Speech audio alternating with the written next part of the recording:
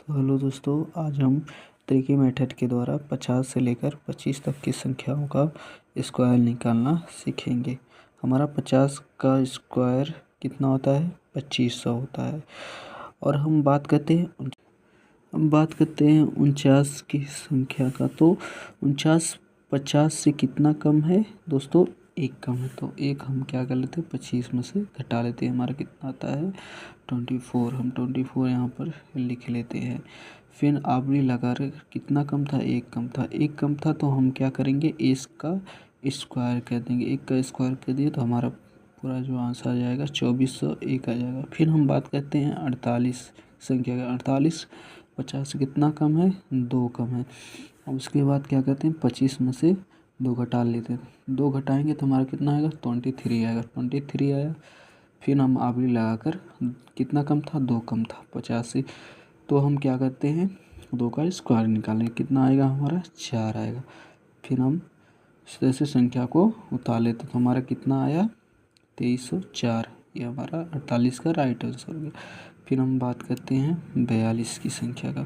तो हमारा 42 जो कि 50 से कितना कम है? 8 कम है। हम 25 में से 8 घटा लेते हैं तो कितना आएगा? 17 आएगा।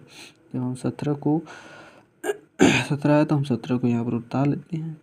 उसके बाद कितना कम था? 8 कम था। 8 का स्क्वायर करेंगे, हमारा कितना आएगा? 64 आएगा। कुल आंसर कितना आ गया? 64 1764 1764 आ गया। हमारा 42 का स्क्वायर होगा। उसके बाद हम 39 की बात करें। 39 जो कि 50 से कितना कम है? 11 कम। हम फिर 25 में से 11 कम कर लेंगे। कितना आएगा हमारा? 14 आएगा। 14 को हम यहाँ पर उतार लेते हैं। फिर हमारा 11 का स्क्वायर कितना आता है? 121 आता है। हम क्या करते हैं कि 21 को यहाँ पर उतार लेते हैं और एक को इसमें 4 में जोड़ देते हैं। ठीक, कितना आएगा हमारा?